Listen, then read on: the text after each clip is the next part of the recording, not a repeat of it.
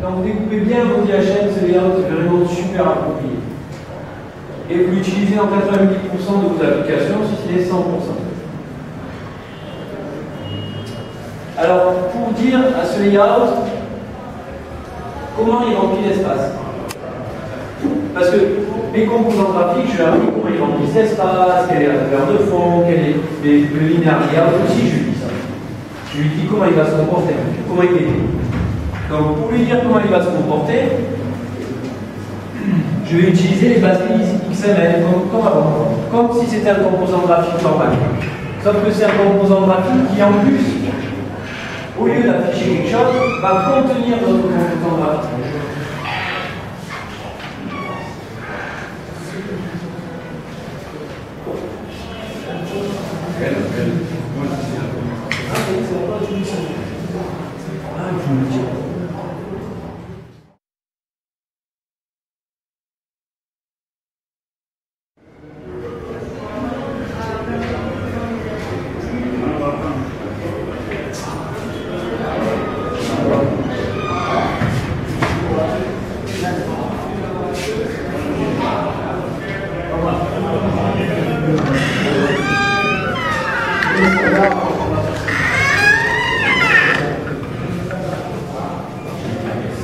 Est-ce que tout le monde a compris la nuance?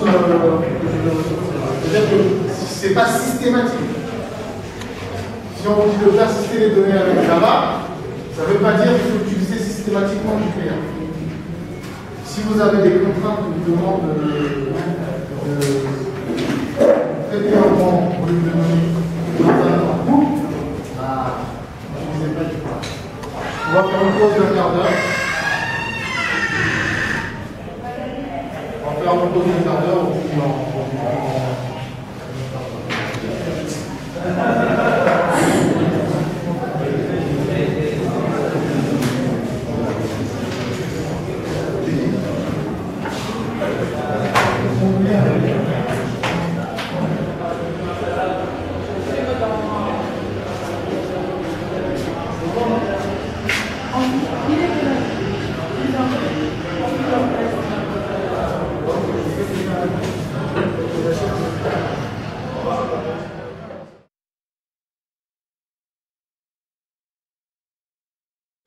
Développeur pour faire des projets. J'essaie de faire le parallèle pour que ça reste en votre esprit en fait. Pour ne pas confondre les termes, je ne sais pas si vous comprenez ce que je vais faire. Parce que si vous pensez au Word, vous pensez à Eclipse, c'est juste un outil qui permet de développer le programme Java. Le Word, c'est juste un outil qui nous permet d'écrire des rapports de stage, des documents TSF si vous voulez. Sauf que Eclipse, il est un peu plus évolué, il est dédié aux développeurs d'applications. Donc là, c'est bien marqué Project Name, ça veut dire le nom du projet que vous voulez créer. Le projet s'appelle ProJava. Il vous demande ensuite quel est l'endroit, Use Default Location. Il vous demande quel est l'endroit où vous voulez que j'aille stocker mon projet. Chez vous, je pense que ça doit marquer quelque part ici Workspace. Donc, si jamais vous êtes chez vous, vous avez envie de savoir où est-ce que j'ai mis mon projet, vous retenez ce lien. Il se trouve dans C. Dans mon cas de cette machine qui n'est pas la mienne, c'est dans JCertif ProJava. Ensuite, je lui dis, utilise l'environnement d'exécution. Je dis à Eclipse, lorsque je vais exécuter le projet, voici l'environnement d'exécution que tu vas utiliser. C'est Java SE 1.7 qui est déjà installé sur sa machine à lui. Vous, il sera marqué pour certains 1.6, 1.7, JDK, un truc comme ça. 1.6, 1.7 pour ceux qui ont la version 7. Pour ceux qui ont la version 6, c'est marqué 1.6. Vous me partez chez le quoi? JPA? Oui, JPA version 2.0. Ça c'est le chez vous? Oui. On n'a pas la même version de non, la version d'entreprise. Là, je commence à avoir le problème. Parce que JPA, c'est la Java Partition d'un pays. C'est une bibliothèque qui vous permet d'accéder à de développer la base de données. C'est la même version.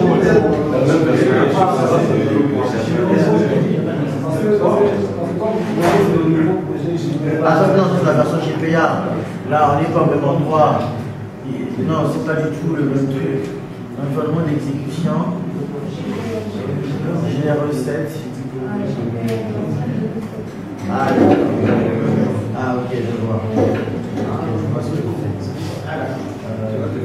Quelle est la version qui a été marché? C'était Eclipse.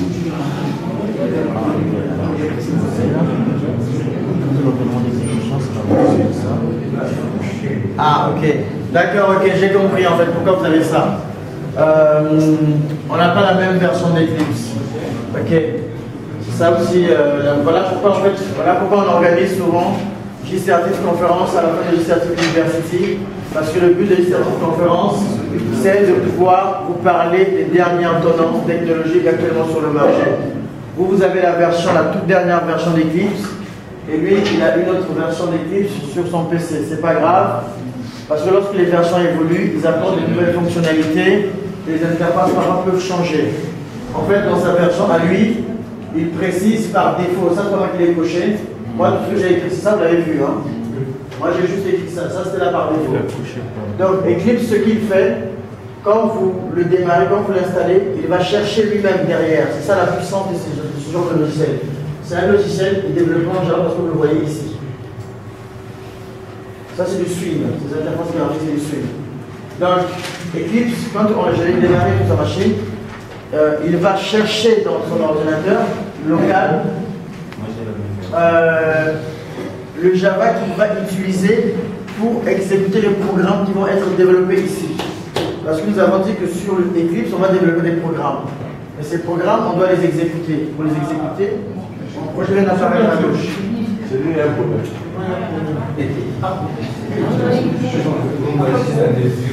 Il y a un problème, soit si vous n'avez pas suivi, sinon. Java.5, la version. C'est là,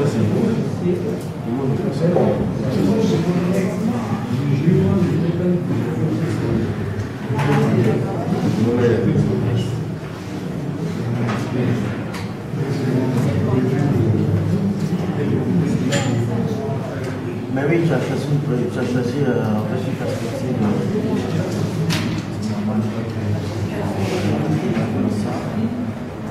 On va choisir la perspective Java. On va faire OK. On va faire file.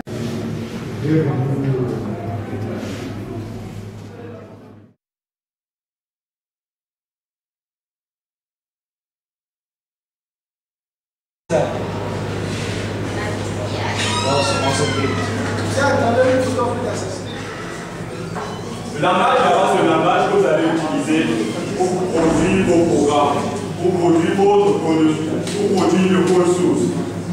En fait, c'est quoi un programme? C'est quoi un programme? C'est une suite d'instructions. Voilà, suite d'instructions. C'est fini? Donc, dès que j'ai une suite d'instructions, je vais me voir. Hein?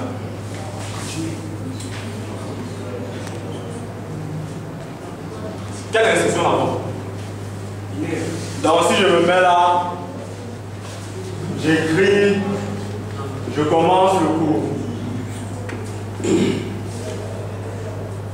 J'explique le cours. C'est un programme Java. Elle est une suite d'instructions. En fait, c'est une suite d'instructions enregistrées. Donc si je prends ça, j'applique ça à mes modes d'ordinateur, ça devient quoi Java? C'est une suite d'instructions qui permet d'exécuter une opération. Une suite d'instructions qui permet d'exécuter une opération. Donc si je me mets là, je dis par exemple, pour faire mon omelette, hein, j'achète les œufs. Je viens, je casse les œufs. Je mets l'huile dans la poêle. Je chauffe. Après, je verse les œufs dedans, après avoir battu. J'obtiens un résultat. Mais est-ce que là, j'ai un programme Java? C'est quoi un programme Java? On est au-dessus d'instructions, c'est déjà ça.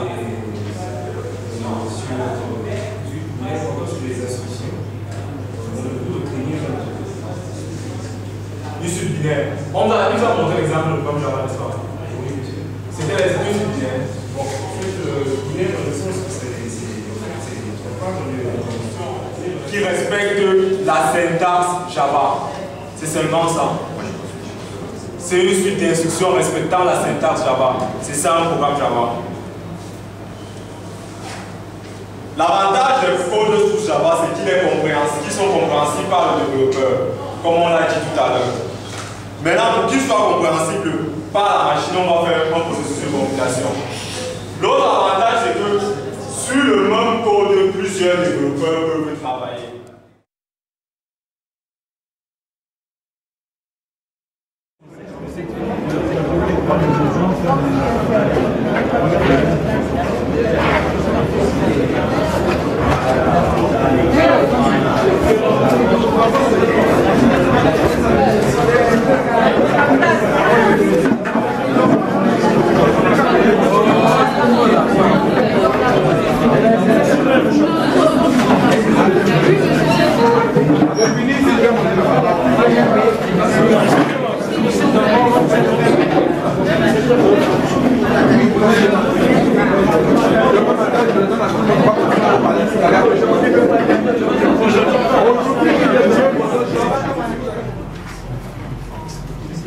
Vous avez déjà vu les vieilles photos? Ils ont l'air d'être jaunâtres. D'accord? C'est comme si les étaient jaunes. Ils ne sont pas vraiment blancs. Ils ont l'air d'être jaunes. Vous avez écrit quoi? En sépia. S-E accent P-I-A. Sépia. Ok? Il y a des photographes spécialistes de la sépia. Que lui ne prend pas des photos en noir et blanc. Il ne prend pas non plus en couleur, mais c'est l'intermédiaire. Vous avez l'impression que c'est jaunâtre. Les vieilles photos surtout. Ok? C'est ça l'effet. Voilà, c'est ça l'effet sépia. Ok? Il va vers le jaune. Si je la mets ma saturation à 0, vous remarquerez qu'il est plutôt jaunâtre. D'accord? Les pixels sont mis en exergue comme tel. Et c'est ça ce qui est important. D'accord? Et la saturation, bien sûr, comme je l'ai expliqué, ou vous tendez vers le noir et blanc, donc les couleurs sont désaturées, ou vous les saturez. Donc vous allez dans l'autre sens. Si je sature les couleurs, elles sont beaucoup plus présentes, vibrantes. Tandis que dans l'inverse, on revient au noir et blanc. Mais ce n'est pas du noir et blanc. Ce n'est pas du noir et blanc. Parce qu'il y a ensuite un calque de réglage noir et blanc qui est juste très intéressant. La teinte, c'est la prédominance que vous allez donner à votre image. Par exemple, vous voulez que votre image ait l'air d'être bleue. Ma créa est blanche. Je vais sur teinte et saturation. Là. Je la rends bleue. Les couleurs ont changé. Si je reviens à 0, vous remarquez?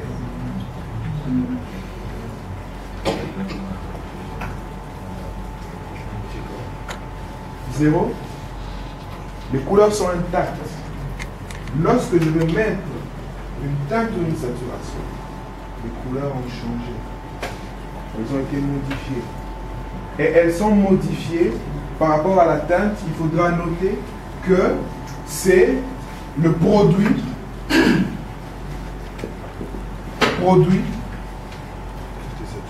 de la couleur d'origine et de la teinte que vous allez mettre. J'avais... Maintenant, vous pouvez décider de saturer cette teinte ou non. La saturation à ce niveau, ok, sature votre teinte. Notez la différence. Ok?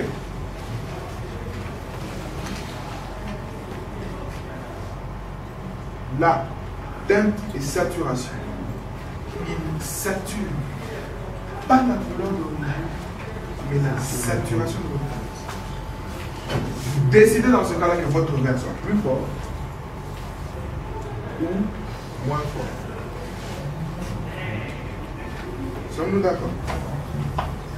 Et puisque c'est le verre qui habille tout, lorsque vous désaturez, votre verre perd sa valeur. D'accord? La luminosité, c'est la même chose. Ou elle devient plus sombre, ou elle devient plus éclairée. Comme pour le cas de la luminosité.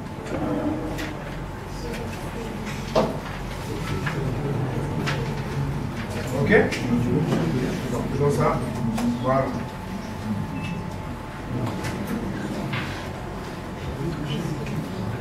D'accord? Je crée un autre câble et je vais le mettre lui en... Ok? Je le mets en jaune. Ensuite, je dis, bon, j'ai besoin de changer mon verre, je vais le changer un peu. Je prends donc un calque de réglage. Je prends la teinte et la saturation. Et puis, je vais là. Je fais ceci. Il a changé de couleur. Le reste n'a pas changé de couleur. Pourquoi? Parce que ce n'est que tous les calques qui seront en dessous de ce calque teinte qui vont être influencés. D'accord? Tous qui sont au-dessous ne seront pas touchés. Maintenant, pour illustrer la chose, je prends le même calque, je l'emmène au-dessus des yeux. Tout de suite, toutes les couleurs changent. Il applique donc sa teinte chez tout le monde. Si je me dis que je vais le mettre là, le jaune va devenir jaune. Et donc, lorsque j'expliquais pour l'image du président de la République, ce qui a été fait, il a mis la photo du président de la République, il a mis un calque de réglage des teintes, et puis les drapeaux et tout le reste au-dessus. Sinon, s'il faisait l'erreur de mettre tout le reste en dessous de la teinte, l'Afrique du Sud qui a un drapeau de rouge, vert, toutes les couleurs auraient été inversées. Et aurait pris la teinte qui a été mise dessus. D'où, il faut savoir ranger vos calques. Parce que vous allez, je peux vous donner un fichier, vous supprimez juste celui-là. Et puis, si vous n'avez pas compris que c'était un calque de réglage, vous allez chercher toute la journée comment faire pour avoir la même couleur. Ça va être compliqué. En quoi ça va vous être utile? Par exemple, vous créez un logo. Vous le créez sous Photoshop. Vous pouvez le faire, même si moi je vous conseille de le faire sous Illustrator. Mais ensuite, on vous dit par exemple que c'est un logo, vous l'avez créé en mauve. On vous dit avec des dégradés, ok? Parce que pour faire un dégradé, c'est assez compliqué. Mais on vous dit non, nous ce n'est pas, je montre ça là, ce n'est pas ça qu'on voulait, on veut changer de couleur. Pour refaire le même dégradé avec une autre couleur, ça va être très compliqué. Vous pourrez tout de suite appliquer une teinte dessus et faire le réglage et vous aurez votre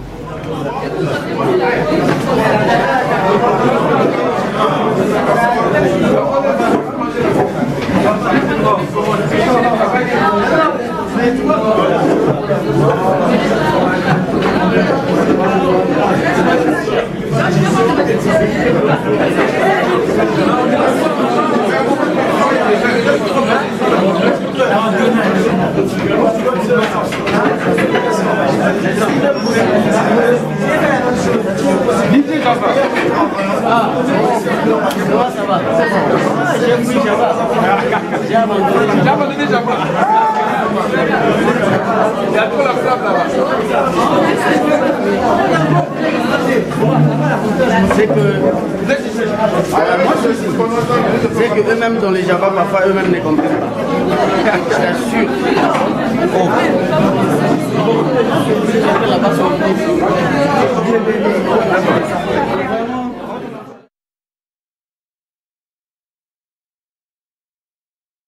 Vas-y, tu te présentes. Alors, je suis Didier Bessongo. Je suis un artiste. Comme tout le monde, j'ai entendu j'ai pris contact avec G-Certif par rapport à leur formation. Je suis venu et j'ai vu. En tout cas, ils sont dans la promotion des Java, un outil qui est très important pour l'avenir de demain. Mais bon, moi je suis dans la salle de Photoshop, en fait, de web design. En tout cas, les cours, ça évolue bien. Les profs qui dispensent le cours de Photoshop, il est vraiment calé. Et bien, mais bon, ce que je vais conseiller aux jeunes, c'est qu'ils doivent continuer à faire des recherches, ils doivent continuer à bouger eux-mêmes pour aller loin avec la formation qu'on prenne, parce que c'est juste des formations, des bases qui va pas faire tout de suite de toi un professionnel, un qualifié. C'est-à-dire après qu'ils partent, les formateurs, il faut qu'on continue à bosser dur, à faire des recherches, à télécharger des tutos et comme ça. Mais sinon, l'initiative, j'ai aimé. Je suis venu de Libreville pour suivre les formations. Vraiment, c'est excellent. Je vous remercie. Lavamo. Bon, moi, je suis Auster Makaselamo. Je suis infographiste. Donc, quand G-Certif a lancé la pub par les affiches, j'avais lu. Et je suis allé m'inscrire à Internet. Et puis j'ai commencé les cours, bien que j'étais déjà dans le domaine du web design, mais par rapport à ce que j'ai appris au G-Certif, vraiment je dis que c'est exceptionnel, parce que je ne m'attendais pas à ces choses, parce que moi je pensais qu'au niveau où j'étais déjà arrivé, or que j'étais vraiment débutant. Quand je me suis lancé au G-Certif par rapport à la formation, vraiment je vous dis que ça a été meilleur. Et il y a même des thèmes que je suis en train de découvrir que je n'ai jamais entendu. Des thèmes comme des billboards. Donc ça, vraiment ça m'a épaté. J'ai vraiment aimé G-Certif. Vraiment, c'est le meilleur.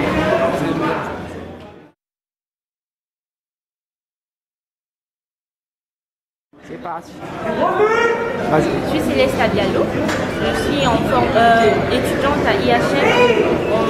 Je suis une formation de communication d'entreprise et multimédia. À G-Certif, je suis une formation de web design. Je trouve que la formation est bonne. Le professeur est très chaleureux. Il transmet facilement le message et on se sent pas mal à l'aise par rapport au niveau. Vu qu'il y a différents niveaux, on est tous au même niveau.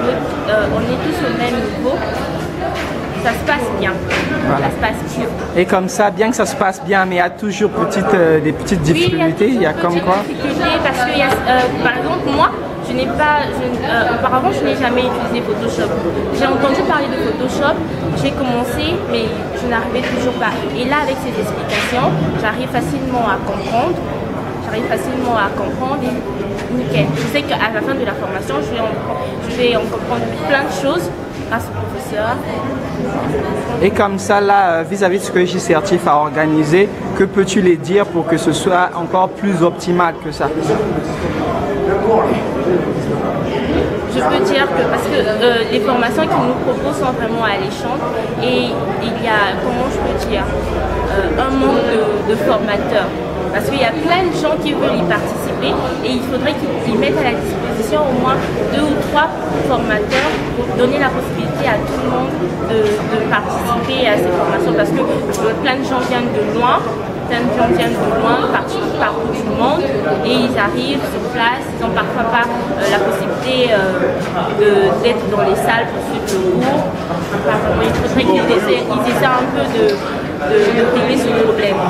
D'accord. G-Certif te remercie.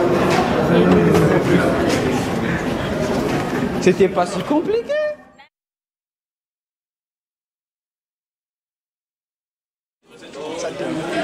Bonjour, moi c'est Perceval Batombika, étudiant en IHM, 3e année, administration, système et réseau d'entreprise. Nous sommes là pour la formation JCRTIF 2012. C'est une formation, je crois, que je trouve vraiment bénéfique parce qu'il y a plusieurs contextes, plusieurs branches.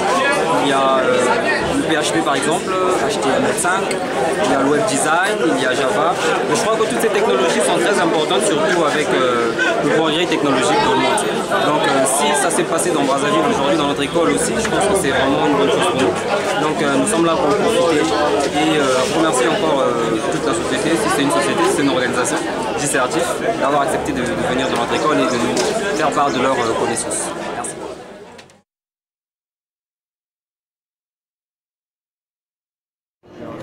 Tu peux reprendre un peu?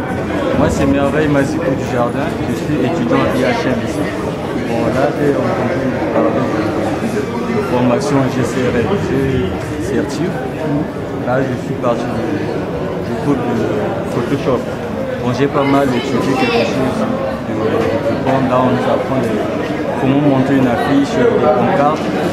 Avant, j'étais dans l'ignorance, mais par rapport à ce que j'ai vu, j'ai dû voir là, je pense que prochainement, au courant de la semaine, ça ira. Et plus de surpoids pour moi, JCRTIF, sans lui, On a bien un projet encore ici, jusqu'à la fin du mois de septembre. Non, moi j'ai pas la situation de faire ça. Je suis à Pointe-Noire, ici, la Banque Centrafrique, Kinshasa et quelques fois en fait. Non, mais je suis là pour le moment. Ça va, parce que peut-être on va voir. Non, nécessairement. Je vous donnerai mes cartes de visite. Celui qui a un problème pourra m'appeler. On va en discuter.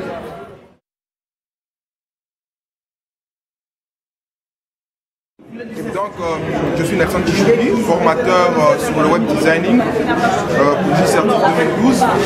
Et là, nous sommes en pleine session. Nous sommes au deuxième jour de notre formation. Aujourd'hui, on commence véritablement à étudier le web designing avec Photoshop, essentiellement. Qu'est-ce qu'il faut faire, comment il faut procéder, quel est le workflow qu'il faut avoir. C'est de ça qu'on va discuter aujourd'hui. Et sinon, ça se passe très bien. L'auditoire est très chaleureuse et elle est très accueillante. Ils suivent vraiment le cours, on sent cette envie, cette volonté réelle de vouloir apprendre. Et ça ne peut faire que plaisir. C'est-à-dire qu'on a des participants, moi j'ai une salle de près de 110 personnes, tous les jours est pleine. Ça ne peut faire que plaisir de voir que les gens veulent justement se mettre aux normes, aller vers des choses, faire les choses comme on les fait ailleurs. On va dire ça comme ça. Mais toujours, comme on dit, lorsqu'il y a l'agréable, il y a aussi le désagréable. Oui. Et le petit souci vis-à-vis de ça, c'est quoi déjà? Le petit souci, ce serait peut-être d'avoir des formations intermédiaires. C'est-à-dire de permettre aux gens de connaître déjà bien avant, c'est quoi Photoshop, pour justement avoir, on va dire, une option avancée pour ceux-là qui savent déjà c'est quoi.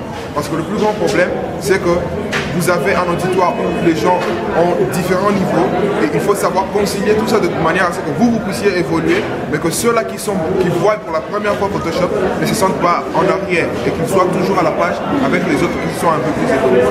D'accord. Et comme ça, étant dit, pour l'avenir, qu'est-ce qu'on peut dire pour JCRTIF? Qu'est-ce qu'il faut faire vis-à-vis des formations? Quelques points à ajouter là-dessus? Installer quelque chose de local et on peut dire ensuite espérer encore beaucoup plus en termes de structure, en termes de participants, en termes de formateurs. Ça serait vraiment génial. Je vous remercie. Merci beaucoup.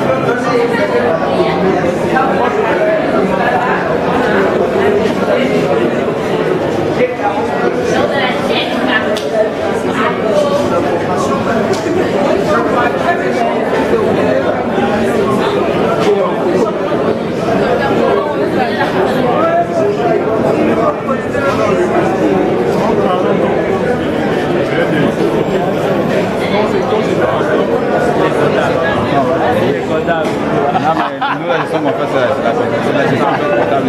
Ça va sur la gestion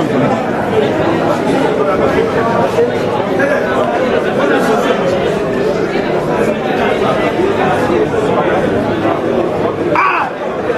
Comment il a su? C'est pas toi. Le monsieur est jeune. Comptez l'euro.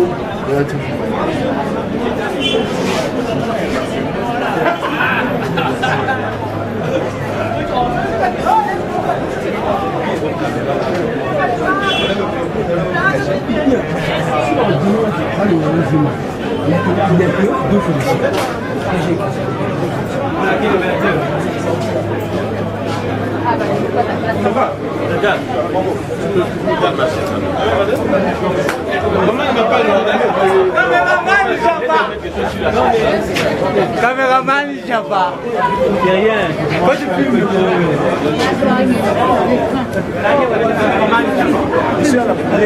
Caméraman, il n'y a pas. Lui, il n'a pas parlé. Caméraman, il n'y a pas. Non, je parle pas.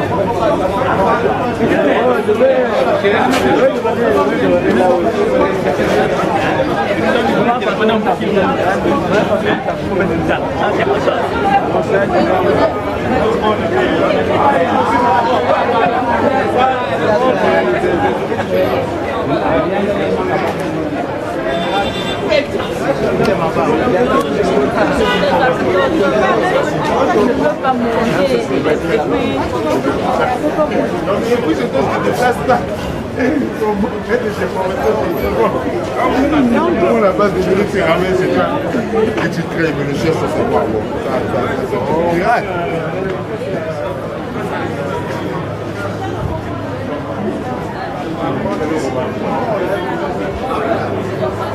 Tu n'as que toi, oui, c'est ce qu'on va dire. Que toi, il y a des cinq. Mais bon, c'est bon.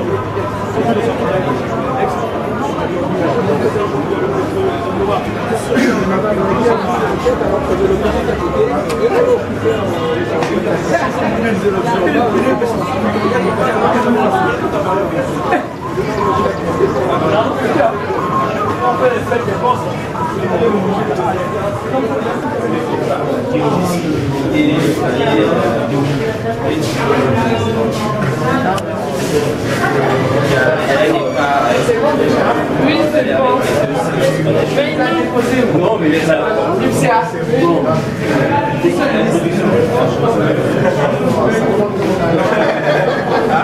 On a fait au début l'introduction de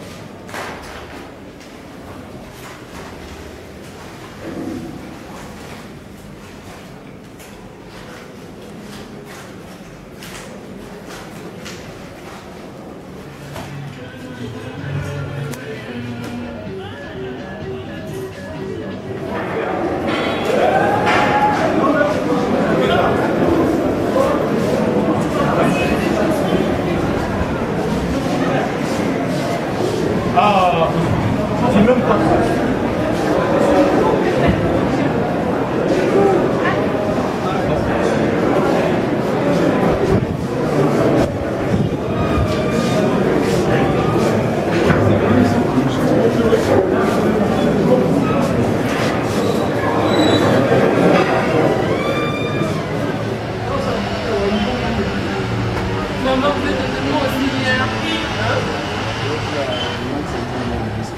Ah oui, non, ça peut juste avoir.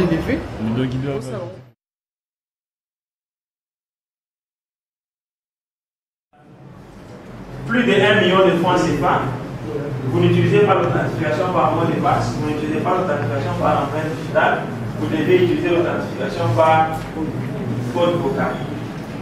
La première des choses, c'est que vous vous dites par exemple, je suis honoré, je suis honoré, je suis honoré, je suis honoré. C'est ça mon mot de passe, on enregistre ça. Au moment où vous voulez passer la transaction, on vous dit de répéter ce que vous avez dit. Vous répétez, on compare avec ce que vous avez, on a enregistré, et puis s'il n'y a pas concordance, on ne fait pas passer la transaction. Vous voyez, j'initialise la variable avec la voix. Ce n'est pas quelque chose de chaud là. Ok. J'ai une variable qui est en fait la synthèse vocale de ce que vous avez. Ok. Et j'initialise ça avec une variable et je compare avec la variable qui est stockée. Et puis je trouve le CD nécessaire et puis voilà. Plusieurs manières d'initialiser en fait les variables. Ok. Je peux initialiser une variable avec des données qui viennent d'un fichier. Vous avez choisissez votre promotion activée, choisissez ceci, cela. Et puis dès que vous finissez, toutes les données sont transmises à mon programme. J'extrais toutes les valeurs que vous avez données, j'initialise avec les variables. Ça vient par un serveur ISSD. Dès que j'ai ça, j'initialise avec mes variables et puis je peux faire le traitement. Si vous voulez par exemple recharger du crédit ou bien activer une promotion, je sais que bon voilà, cette promotion veut qu'on puisse te donner encore autant de crédit. Voilà, je donne l'instruction avec le crédit, si ça doit être en intra ou en extra. Je donne l'instruction au serveur qui se charge de ça avec des méthodes spécifiques et ça marche. Je vous dis, c'est extrêmement simple. Vous allez adorer. Ça ne demande pas que vous soyez génie, expert. J'ai appris une chose auprès des informaticiens d'Afrique. Tout ce qu'ils ont, c'est impressionner. On impressionne les gens pour rien. Il n'y a rien de difficile, je vous l'assure. C'est juste pour garder à distance. C'est juste pour garder à distance. C'est très simple, très très simple. Ça ne demande même pas de la magie. Quand on va faire la formation réalité, je vous montrerai que. Mais vous devez juste savoir. Par exemple, moi, j'ai fait un programme qui fait les recharges. Moi-même, je n'ai jamais programmé la recharge de crédit. Mais l'opérateur me dit, dès que tu veux recharger, après seulement telle méthode, fournis telle chose, telle chose, telle chose. Voilà, elle va te donner en retour ceci, ceci, ceci, cela. Et moi, je prends mes décisions sur base de la réponse qu'on m'a donnée. C'est tout. Si je veux faire la recharge, je donne le numéro vers lequel de recharger et le montant rechargé à une méthode qui va se charger de faire la méthode de recharge et m'envoie yes ou no. Si c'est yes, je peux envoyer un SMS de confirmation pour dire recharge réussi. Si c'est non, je peux envoyer un SMS pour dire nous avons des petits problèmes techniques, réessayez plus tard. Ici, par exemple, nous avons déclaré une variable, ok, de type int, dont le nom est n, n'est-ce pas? Ici, nous avons déclaré une variable de type int, dont le nom est p, ok? Là-bas, nous avons initialisé la variable n, ça veut dire que nous lui avons assigné une valeur qui est 256, ok? Alors ici, nous avons assigné à P une valeur qui est égale à 2 fois n. N'est-ce pas? Ici, c'est quoi? 256 multiplié par 2, ça va être la valeur qui va être placée dans P. Ok. C'est pourquoi, ici, je suis en train de vous parler de 3 manières où vous pouvez initialiser vos variables. Ok. Donc, vous pouvez initialiser vos variables avec des valeurs fixes. Ici, c'est par exemple, si nous disons que la longueur, ici, c'est 5, et la largeur, c'est 6, nous avons initialisé avec des valeurs fixes. Par contre, le périmètre va être initialisé avec l'expression qui est longueur plus largeur fois 2. N'est-ce pas? Et ça, cette expression-là, sa valeur va être placée dans derrière le programme espère donner la série et les places dans différentes variables et puis on peut commencer à faire des éléments linéaires. N'est-ce pas? Ça, c'est une initialisation avec des valeurs saisibles. Donc, on a déclaré les variables, on sait que ces variables vont avoir les valeurs quand l'utilisateur va entrer ces variables. Ok?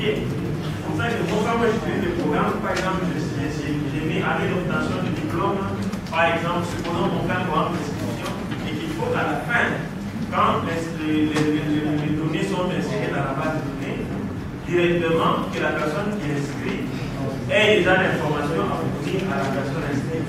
Pour lui dire, par exemple, quand vous avez obtenu le diplôme avant 2000, vous devez passer au test. Quand vous avez obtenu le diplôme avec plus de 60%, vous ne devez pas le test. Quand vous avez eu le diplôme avec moins de 50%, vous devez le test. Ok. Alors, qu'est-ce qui se passe? C'est qu'on va faire le programme, mais on ne sait pas quelle donnée va venir avant. N'est-ce pas? Et alors, là, on voit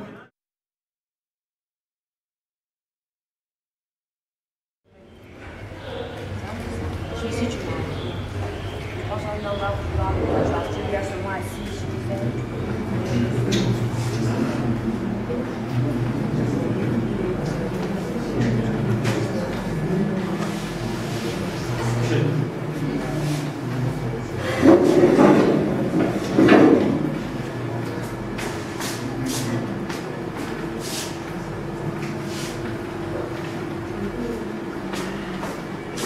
Est-ce que tu peux permettre d'aller d'une vue à une autre? Ok? Et c'est très facile. Là, quand je suis dans Google+, il y a beaucoup de gens qui utilisent Google+, ici. Qui a un compte Google+? Comme ça, je peux vous donner mon compte, on va devenir, on va avoir des contacts. Google+. Ah, comment c'est Facebook? Pardon. Comment c'est Facebook au moins? Ah, on va créer. Je vais créer Facebook alors. Boutons visibles.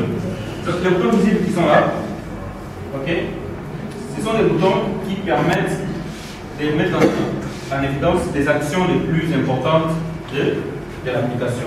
Vous comprenez? C'est-à-dire, au lieu de commencer à chercher une action qui est très utilisée, comme celle-ci, comme le refresh, le bouton refresh, ok, on a le bouton qui est juste là. Alors, les autres boutons sont cachés quelque part dans un menu surgissant aussi. Vous voyez à droite là, les 3 points là, c'est aussi un menu. Un menu qui surgit. Dès que vous cliquez dessus, vous allez voir que d'autres menus vont apparaître. Je vais vous faire une démo avec la Nexus 7, dès qu'on l'a déverrouillé. Voilà. Maintenant, nous allons voir comment on implémente notre action bar. Ok? Pour ça, je vais démarrer mon environnement de développement.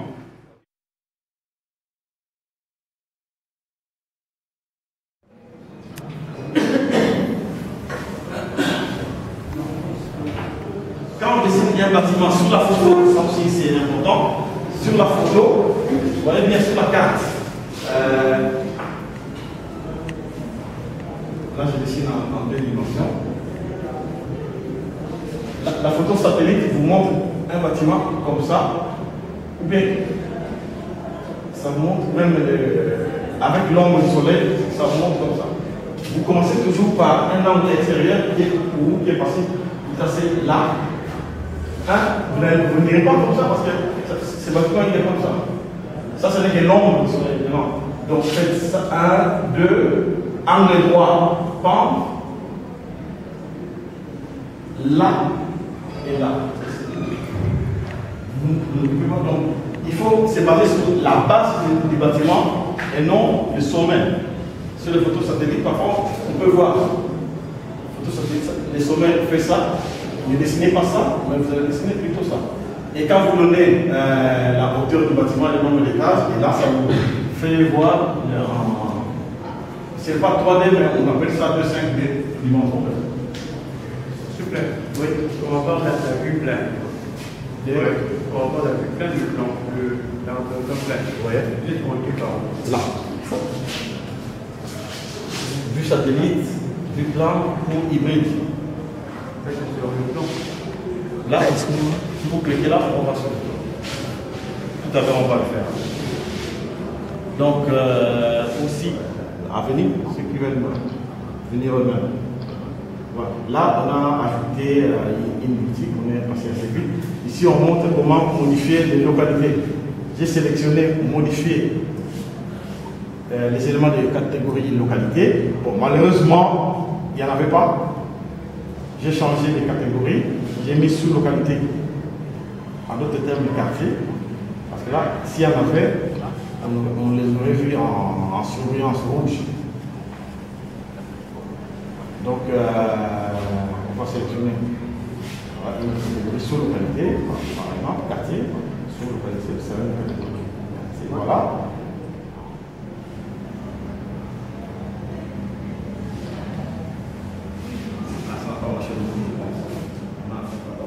Cet espace-là.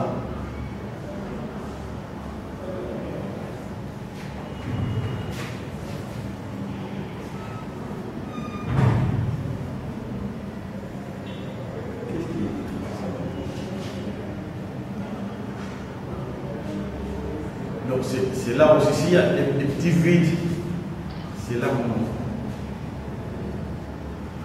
Voilà, il m'a mis champ population, donc là il y a une erreur ici. Donne dans les lettres.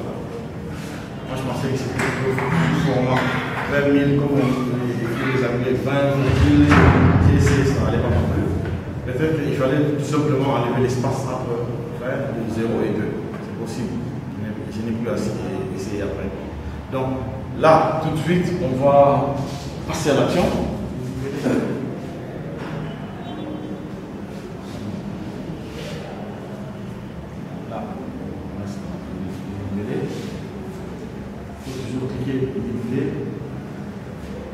Ça indique le mot de transfert et le mot de cible. Décrocher ça, il ne marque plus.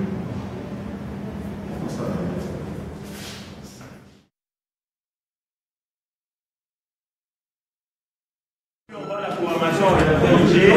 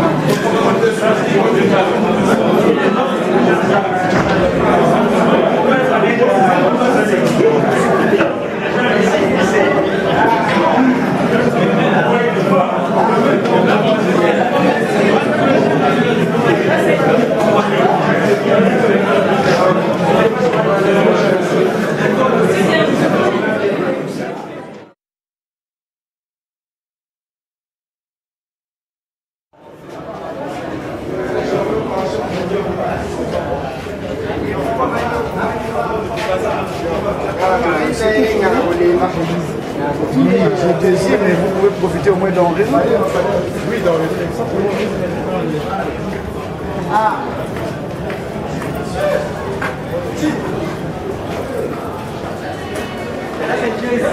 Il est certifié, j'ai certifié.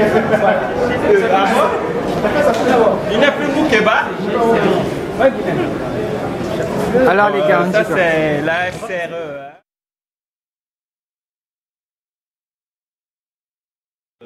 Je m'appelle Mban Nassira, je suis étudiant à IHM, étudiant de la filière ASRE. J'ai fait administration et sécurité des réseaux d'entreprise. Depuis lundi, c'est mardi que ça a commencé lundi. Depuis lundi, IHM a organisé ce que l'on appelle Certif, une formation pour pouvoir partager les connaissances à mes collègues qui n'ont pas assez de connaissances sur certaines technologies technologies de l'information et de la communication bien sûr. Et puis la programmation. Le développement web, tout ce qui va avec. Donc, vis-à-vis des cours déjà assistés, quelles sont vos impressions par rapport aux prestations des enseignants? La question n'a pas sa place parce que moi je ne sais pas. D'accord, il n'y a pas de problème. Bon, en fait, par rapport à ce qui se fait, quelles sont les idées que vous pouvez ajouter vis-à-vis de ce qui est déjà fait, les envies et les attentes? En tout cas, pour une première fois, c'est à encourager que IHM continue dans ce chemin-là, qu'il ne baisse pas les bras, parce que ça a commencé ailleurs et c'est arrivé ici. On espère que l'année prochaine, bien, les jours à venir, il y aura plus que ça et puis une bonne connaissance pour certains. Et quel mot ajoutes-tu pour tes collègues qui apprennent vis-à-vis de la manière dont ils pourront gérer cette connaissance? Bon, il s'agit d'une formation, quand on a fait, on ne garde pas ça à la maison. Pour ceux qui n'ont pas voulu pour l'instant, ils peuvent s'exercer tous les jours et améliorer les connaissances par rapport à ce qu'on leur a donné aujourd'hui ou hier. Donc c'est tout ce que j'avais à dire. Il faudrait qu'ils améliorent leur potentiel en fonction de ces formations-là. D'accord. Je te remercie. Tu peux sortir du champ?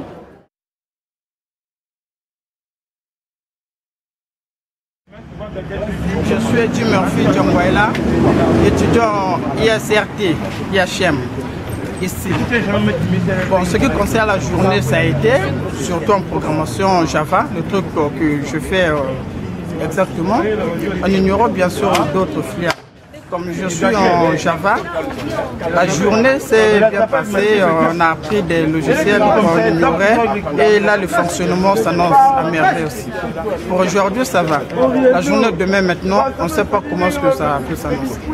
Mais qu'est-ce que vous espérez pour demain par exemple? On espère toujours bien.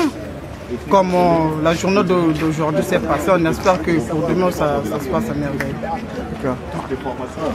C'est bon, Tito, ça.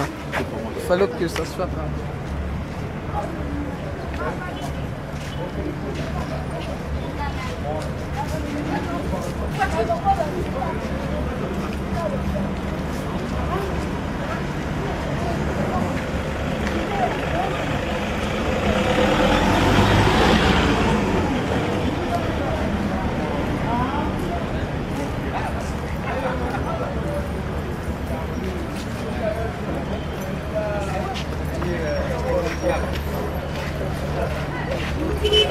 Thank you.